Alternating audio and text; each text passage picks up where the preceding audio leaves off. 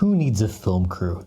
Who needs a fancy location? Who needs actors when you can do everything yourself? Let me show you how I wrote, directed, and starred in my latest iPhone shot short film, I Am a Black Hole.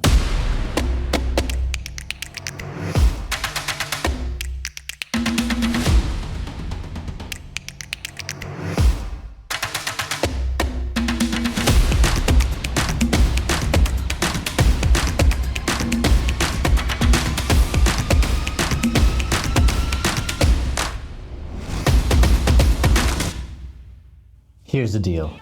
I live in the Philippines, where we're still very much deep in a pandemic. Many restrictions are still in place, and I sure ain't gonna risk my family's life just to shoot a new short film. But I'm a filmmaker, and I'm itching to tell a story, so I ain't letting no coronavirus hold me or my creativity down. So I set out to challenge myself to shoot a new short film completely on my own, completely indoors in my own tiny apartment, and with myself acting in the lead role. Sound ambitious? Not really.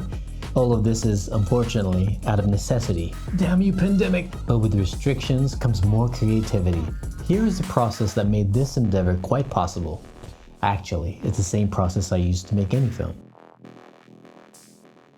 So I had this idea for a short film about showing a day in the life of someone experiencing an anxiety disorder. And I was going to call it I Am a Black Hole, because there is a perception that having a mental illness sucks out the light and life out of everyone around you.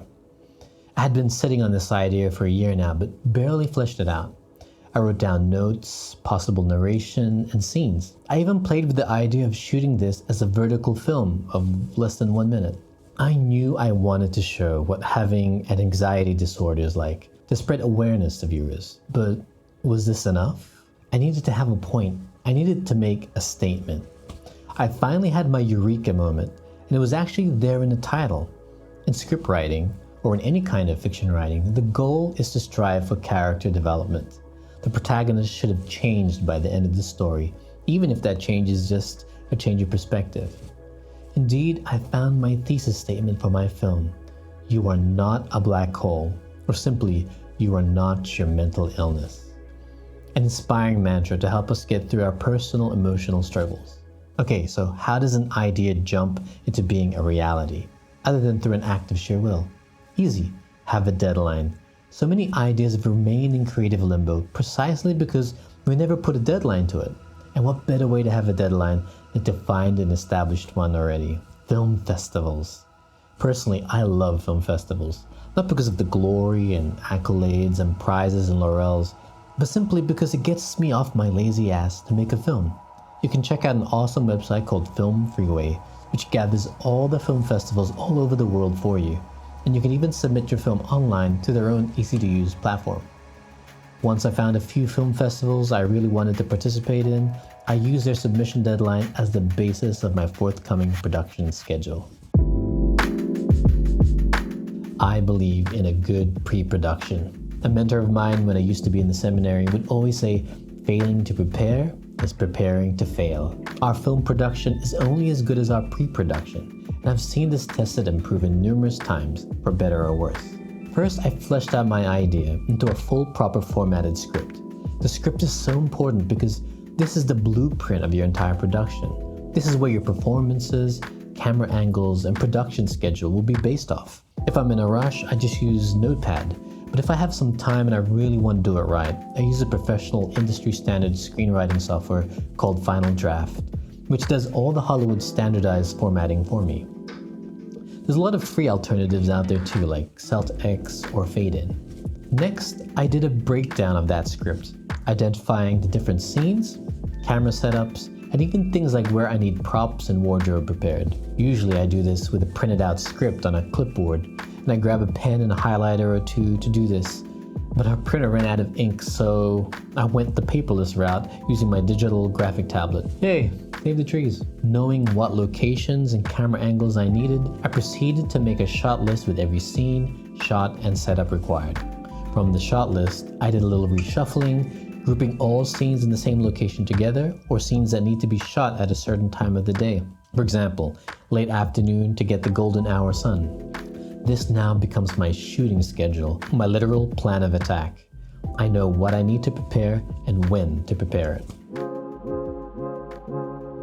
I knew from the beginning I wanted to shoot this short film on a smartphone, both to test my creativity and push the limits of what can be done on these personal mobile devices.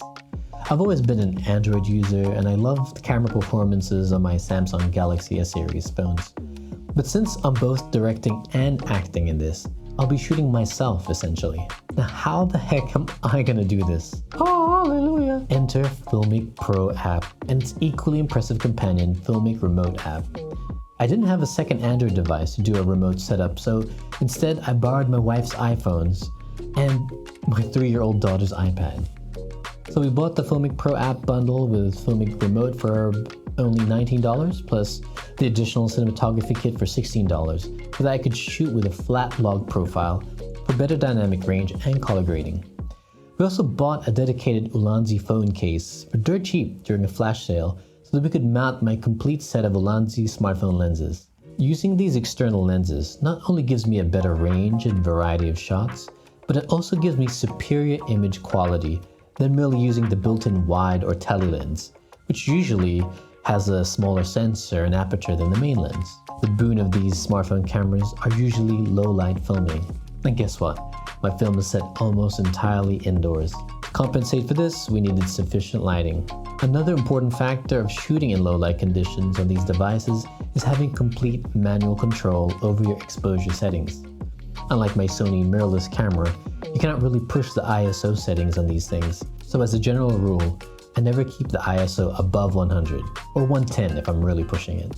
You might still get some noise in the shadows, but at least it won't be too blotchy, and you'll still have sharpness in the other details. I have to say, having Filmmaking Remote was a lifesaver. So basically, what I do is set up my shot on a tripod, however I want it directed at me, and monitor all this from my daughter's iPad, without moving from my position in the shot. I can see and control all my exposure and focus settings, and of course, hit record when the scene is ready to roll. I really don't know how else I could have done this production without Filmmaking Remote. Shooting with the Filmmaking Pro app with the highest bitrate settings, Filmmaking Extreme, I almost came to 50 gigabytes of footage for what essentially would be a 3-minute short film. So make sure you have enough storage space both on your phone and your computer for editing. They say when you make a film, you're making it 3 times. First is the version that appears in your head when you finish the script. Second, the version you get when you go out and actually shoot all your scenes. And third is the final version that you eventually settle with in the edit, which could very well be different from what was envisioned both in the script and during production. The beauty of non-linear editing is the ability for non-destructive editing, meaning you can rearrange, experiment, and have as many alternate versions of your film as you want. Don't be afraid to experiment because it won't cost you anything. I use DaVinci Resolve Studio to edit this film, which has proven more stable for me than using Adobe Premiere Pro, especially with my not-so-beefy computer specs. Do keep in mind, editing footage from smartphone devices tend to lag more in playback than, say, footage shot on mirrorless or cinema cameras. This is because your smartphone shot footage is a highly compressed format, and it takes more memory and processing power to uncompress it while editing and playing it back on the editing timeline. Patience is a virtue here. What does help, I found, to get smooth playback in Resolve is I toggle off effects and use half or even quarter resolution for playback on the timeline. When it comes to editing, I personally adhere to Walter Murch's Rule of 6, which, in the priority of all things, you edit your film for the most emotional impact, even above story logic and technical considerations. Even if your edit makes complete sense and you've maintained visual continuity and all that, if your viewer doesn't feel or react to your film, then consider doing another re-edit, even if it departs from your original script. And indeed, in I Am a Black Hole, I did quite a bit of reshuffling and reordering of shots and scenes in the last third of my film to make sure my ending and message had an impact. A film is not a film unless it is shown. It lives to be seen. Of course, you can just upload it on YouTube and share it to your family and friends on social media, or you can give your little short film some added mileage and even a chance to get it shown on a big cinema screen by submitting it to film festivals all over the world. The trick is not to submit your film to every festival underneath the sun, because that would be a costly endeavor indeed, but to handpick those festivals that best align with the vision or style of your film. For example, I submitted I Am a Black Hole to two kinds of festivals: those that are specialized in showcasing mobile and smartphone short films, and those centered on the theme of mental health. Not only will you increase your chances of being selected, but you are truly showing your film to an audience that appreciates it. I hope you were able to get something out of these insights from making my mobile short film, I Am a Black Hole. Short films are a great way to explore concepts and ideas, or tell a focused message, and of course, an excellent way to hone your skills as a filmmaker. Just think of every short film you make as a stepping stone towards where you aspire to be, whether as a professional filmmaker, or successful content creator, or just an effective visual storyteller. So what are you waiting for? Get off your ass and start living your dream, one short film at a time.